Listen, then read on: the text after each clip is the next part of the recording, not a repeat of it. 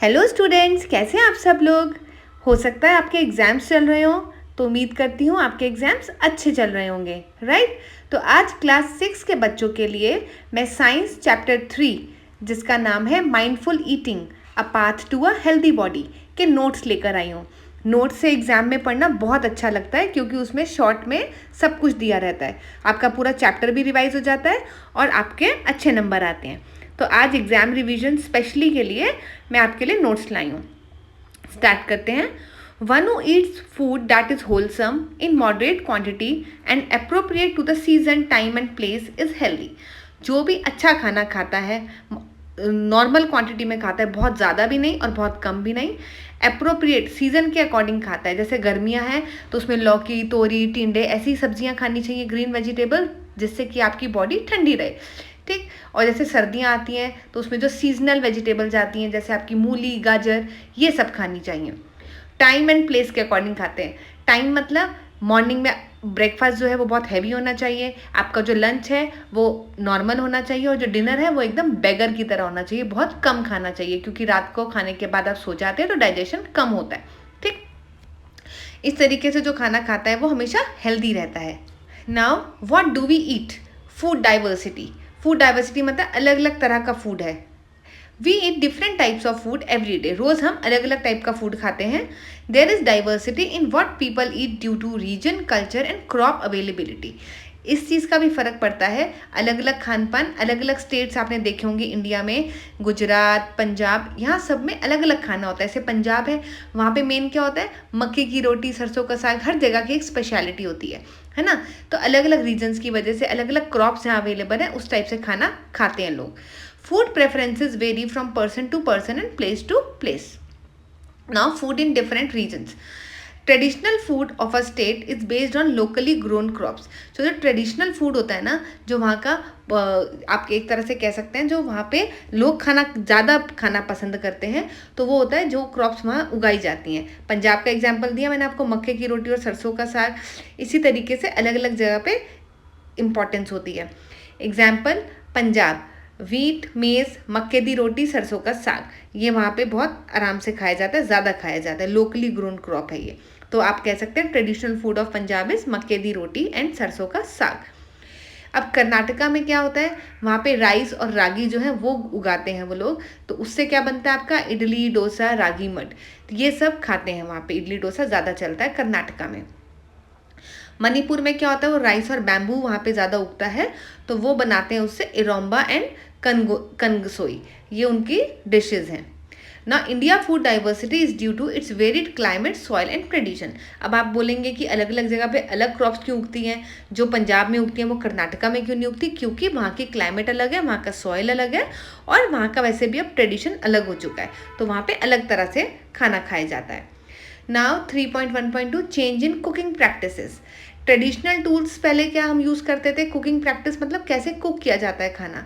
तो पुराने ज़माने में हम चूल्हा यूज़ करते थे, सिलबट्टा यूज़ करते थे। चूल्हा क्या होता है आपका, वो ईंटें वगैरह से या फिर किसी और चीज़ से बनता था, नीचे लकड़ियाँ जलाते थे, ऊपर खाना बनाते थे। और सिलबट्टा क्या होता था, एक पत्थर टाइप होता था, और ऊपर एक आपके पास मूसली टाइप होती थी, जिससे आप आपकी चटनी वगैरह उससे पीसते थे, है ना। पत्थर को ही पत्थर से उससे पीसते थे, वो होता है सिलबट्टा ना। मॉडर्न टूल्स क्या आ गए हैं, चूल्हे को रिप्लेस कर दिया आपके गैस स्टोव ने। आजकल सब गैस स्टोव पे खाना बनाते हैं, और सिलबट्टे के ऊपर कोई कुछ नहीं ग्राइंड करता है, सब लोग मिक्सी में करते हैं, मिक्सर ग्राइंडर में।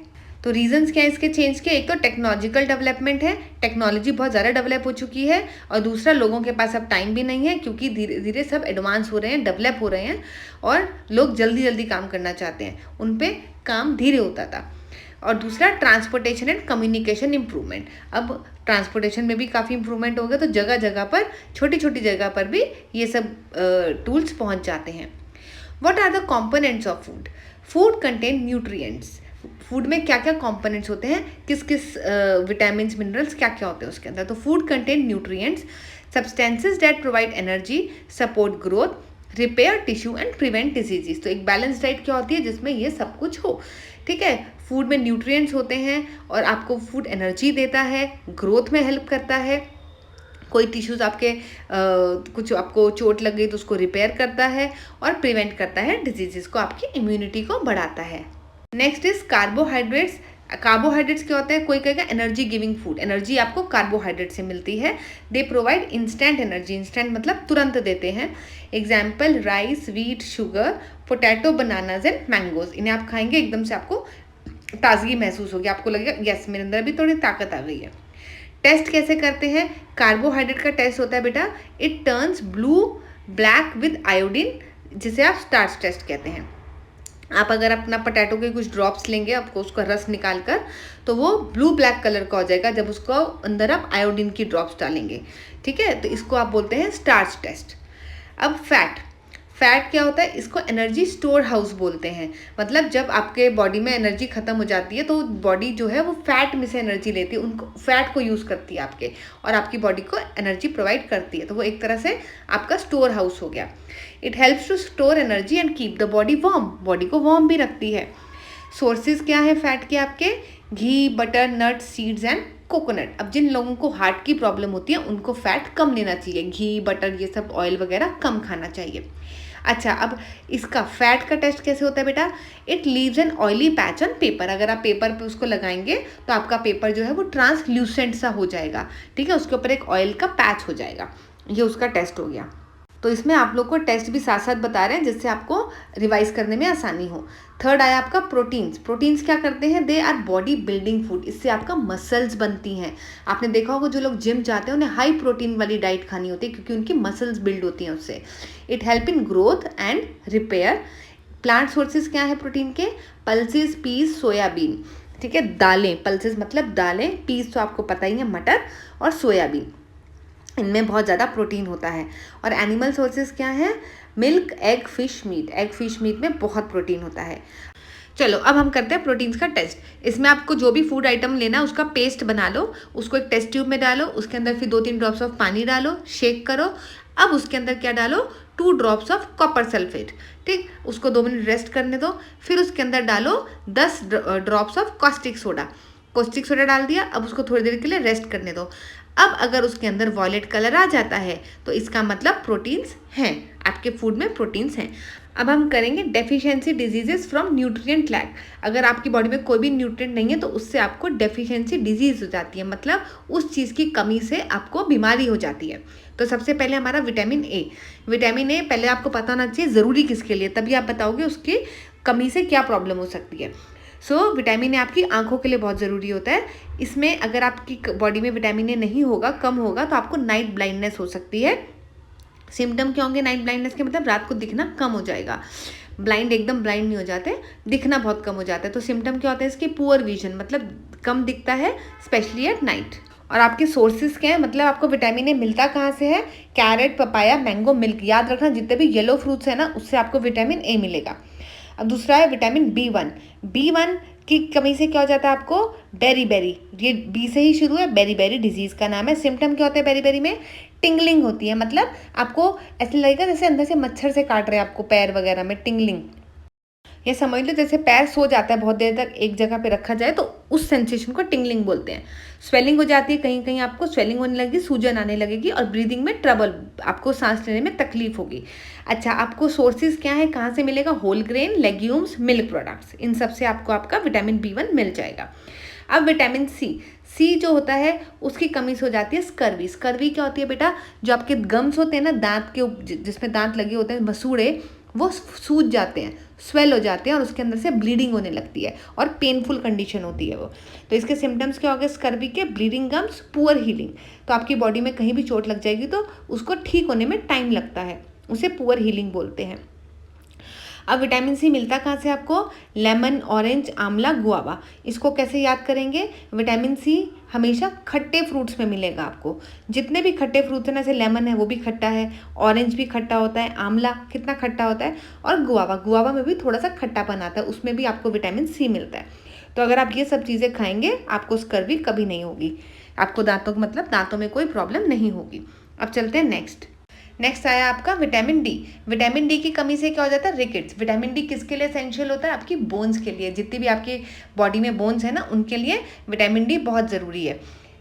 अब सिम्टम क्या होता है रिकेट्स का, सॉफ्ट या बेंट बोन्स। आपने देखा होगा कुछ बच्चों की जो टांगे होती है वो बेंट हो जाती हैं, है ना, मुड़ जाती हैं, तो वो रिकेट्स की वजह से होती है। उनकी बोन्स होती है कमज़ोर होती है, उन्हें विटामिन डी की ज़रूरत होती है। विटामिन डी आपको कैसे मिलता है? वैसे तो सनलाइट से ही मिल जाता है जितनी हमारी बॉडी को चाहिए, बट आजकल लोग सनलाइट में नहीं जाते, इसलिए उनको ऊपर से ड्रॉप्स देनी पड़ती हैं। बटर, फिश, एग्स, इन सबसे विटामिन डी मिलता है। अब आया हमारा नेक्स्ट आयरन। आयरन बहुत ज़रूरी है आपके ब्लड के लिए, आपका खून बनाता है आयरन। अगर नहीं होगा आयरन तो एनीमिया हो जाएगा, मतलब खून की कमी। और जब आपके बॉडी में खून की कमी होती है ना, तो आपको वीकनेस लगती है, ब्रेथलेसनेस लगती है, आप घिरा घिरा महसूस करते हैं, आपको कोई काम करने का मन नहीं करता।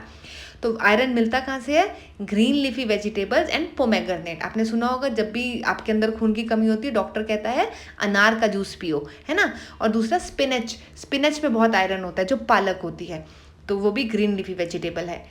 नेक्स्ट आया आपको आयोडीन। आयोडीन बहुत कम मात्रा में चाहिए होता है आपकी बॉडी को, बट आयोडीन की कमी से ग्वाइटर हो जाता है। ग्वाइटर क्या होता है? गले के अंदर आपके एक सूजन सी आ जाती है, उसको कहते हैं ग्वाइटर। स्वेलिंग आ जाती है गले में, ठीक है। और इसका सिम्टम वही है, नेक स्वेलिंग। और ये कहाँ से मिलता है आपको? आयोडाइज सॉल्ट से। आपने कई एड्स भी देखे होंगे टीवी में, गवर्नमेंट चलाती है आयोडाइज सॉल्ट ही खाना चाहिए जिसके अंदर आयोडीन हो, उसी से आपकी पूरी उसकी हो जाती है जितना आयोडीन चाहिए बॉडी को। सीवीड से मिलता है और सिंगाड़ा से मिलता है। सिंगाड़ा खाया है ना सबने, उससे भी आयोडीन मिलता है। नेक्स्ट आया आपका कैल्शियम। कैल्शियम जो होता है वो बोन्स के लिए इंपॉर्टेंट होता है, आपके दांतों के लिए बहुत इंपॉर्टेंट होता है, तो उससे टूथ डीके हो जाता है, ठीक है। उसकी सिम्टम्स क्या होते हैं? दांत आपके कमज़ोर हो जाते हैं, बोन्स भी कमज़ोर हो जाती है। तो कैल्शियम मिलता है milk, curd, paneer, soya milk, ठीक है। अब आए अदर एसेंशियल कंपोनेंट्स। और कौन सी चीज़ें हैं जो हमारी बॉडी को चाहिए होती हैं? रफेज। रफेज जो होता है वो डाइटरी फाइबर होता है। बच्चों, रफेज क्यों चाहिए होता है? उससे जो हमारा वेस्ट मटेरियल निकलता है ना बॉडी से, जैसे आप कह दीजिए स्टूल्स होते हैं हमारे, स्टूल्स पास करने के लिए रफेज बहुत ज़रूरी है, अदरवाइज वो स्टूल्स बनेंगे नहीं और बहुत प्रॉब्लम आएगी, आपको कॉन्स्टिपेशन हो जाएगी। तो ये कहाँ से मिलता है आपको?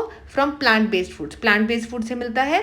It help in removing the undigested food. Roughage क्या करता है ना, जैसे आपके जितना आपने खाना खाया, अब उसको बाहर भी तो आना है ना स्टूल्स के ज़रिए, तो वो स्टूल्स को पुश करता है, ठीक है ना, आराम से आपका पास हो जाता है। जो अनडाइजेस्टेड फूड होता है वो पास हो जाता है। It helps in removing undigested food. It prevents constipation. Constipation क्या होती है? कब्ज नहीं होती है आपको। And it is found in green leafy vegetable, fruits, pulses, whole grains, ठीक है। तो ये सब चीज़ें अगर आप खाएंगे तो आपको कभी भी कॉन्स्टिपेशन नहीं होगी। इन सब चीज़ों से आपको रफेज मिलता है। वाटर तो बेटा हमारी बॉडी के लिए सबसे ज़्यादा असेंशियल है।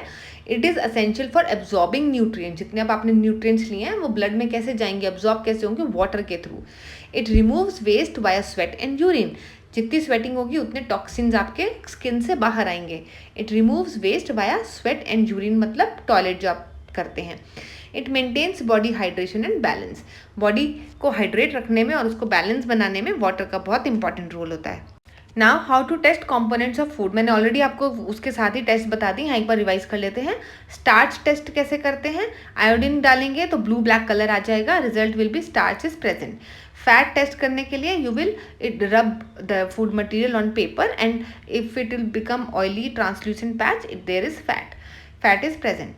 प्रोटीन में you will add copper sulfate, caustic soda, violet color will appear, it means it has protein. Okay. Now balanced diet. What is balanced diet? A diet that contains all essential nutrients, roughage and water in right amount for growth and development is called balanced diet. ये definition आप learn कर लेना. It varies with age, gender, health and physical activity. अब ये एक समझते हैं, as मतलब जब से छोटा बच्चा है उसको बहुत ज़्यादा अच्छा डाइट प्रॉपर होनी चाहिए। क्यों? क्योंकि उसकी बॉडी जो है वो डेवलप हो रही है अभी, उसको सारे न्यूट्रिएंट्स चाहिए।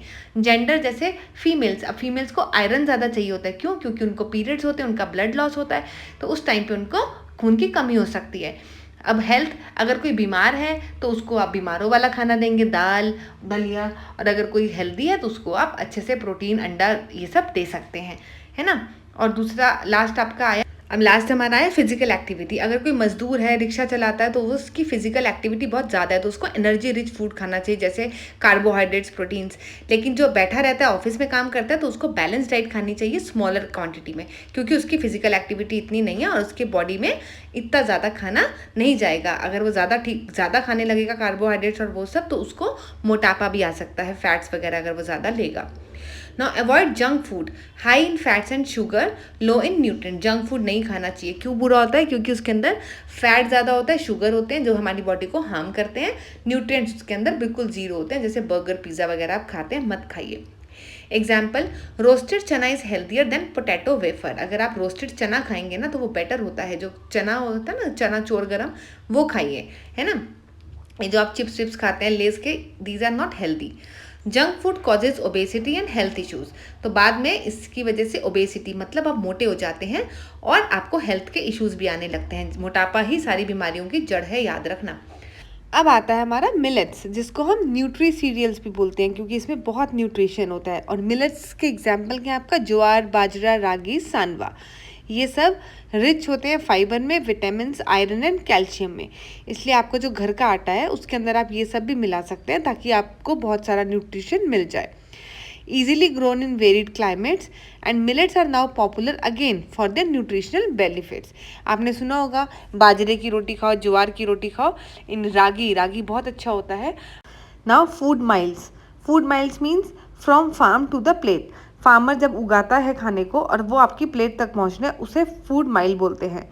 Distance travel by the food item from the producer to the consumer. ठीक है, प्रोड्यूसर से कंज्यूमर तक पहुंचना उसे फूड माइल बोला जाता है। और उसके स्टेप्स क्या होते हैं? सबसे पहले फार्मिंग की जाती है, फसलें उगाई जाती हैं, फिर हार्वेस्ट मतलब उसे काटा जाता है, फिर स्टोरेज, उसे स्टोर कर लेते हैं वो लोग। उसके बाद वो आपकी फसलें जो है वो फिर इंडस्ट्रीज़ में जाती हैं आगे, वहाँ ग्राइंडिंग होती है, पैकेजिंग होती है, फिर उसको ट्रांसपोर्ट करते हैं, अलग अलग शॉप्स में आता है और शॉप में आप लोग ख़रीदते हैं और आप लोग उसको यूज़ करते हैं, तो आप कंज्यूमर हो गए। तो फार्मिंग से लेके आपके घर तक पहुंचने को खाने को कहते हैं फूड माइल, कि फूड ने कितना डिस्टेंस ट्रैवल किया, कहाँ से कहाँ तक पहुंचा। चलो अब हम करते हैं थोड़े summary points. Food contain nutrients like carbohydrate, protein, fat, vitamins and minerals. Food के अंदर ये सब होता है। Balance diet is essential for good health. अगर आप अच्छी हेल्थ चाहते हैं तो आपको बैलेंस डाइट खानी चाहिए। Lack of nutrients can cause deficiency diseases. मतलब अगर आपके अंदर किसी भी न्यूट्रिएंट की कमी है तो आपको उसकी कमी की वजह से कोई बीमारी हो सकती है। Millets, they are rich in nutrients and support sustainable farming. बहुत रिच होते हैं न्यूट्रिएंट्स में। Choose traditional, local and fresh foods over junk food. आपको हमेशा लोकल, ट्रेडिशनल और फ्रेश फूड लेना चाहिए, जंक फूड नहीं खाना चाहिए। Respect and avoid wasting food, value farmers effort. Food कभी भी वेस्ट नहीं करें क्योंकि फूड उगाने में फार्मर की बहुत मेहनत लगती है। ठीक है, now few definitions. Nutrients, food components that provide energy, support growth, repair tissue and protect against diseases. तो न्यूट्रिएंट की डेफिनेशन है। Balance diet, a diet that includes all the essential nutrients, roughage and water in right amount is called a balanced diet. Roughage, dietary fiber in plant foods that help remove waste from the body. Dietary fibres होते हैं जो कि आपको plant से मिलते हैं, plant food से मिलते हैं और वेस्ट मटेरियल आपका निकालने में हेल्प करते हैं। Food miles, the distance food travels from its sources to the consumer. Explain सब कर चुकी हूँ इसलिए अब सिर्फ रीड कर रही हूँ। Junk food, food high in fats and sugar but low in essential nutrients. इसीलिए जंक फूड नहीं खाना चाहिए। लेकिन आजकल के बच्चे सिर्फ जंक फूड ही खाते हैं, इसीलिए बीमार पड़ जाते हैं। तो आप लोग मत खाना। अब आपको पता चल गया कि उसमें सिर्फ फैट और शुगर होती है। Millets, nutrition rich cereals like jowar, bajra, ragi are also called nutri cereals. ठीक है, तो प्यारे बच्चों, इसी के साथ ये नोट्स कंप्लीट होते हैं। इसके बाद मैं आपके लिए इसी चैप्टर के short questions, long question answers और MCQs लेके आऊँगी ताकि एग्ज़ाम में आपको किसी भी तरह की कोई तकलीफ ना हो। आप इसको पढ़ें और आपका बहुत अच्छे से रिवीजन हो जाए और आप बहुत अच्छे नंबर स्कोर करें। मैं चाहती हूँ कि आपकी फाउंडेशन स्ट्रॉन्ग हो बच्चों, ताकि आगे की क्लासेस में भी आप अच्छा साइंस में परफॉर्म कर सकें। तो खुद भी पढ़ो, अपने फ्रेंड्स के साथ भी शेयर करो और हमेशा खुश रहो। Till then, take care, stay aware, bye-bye.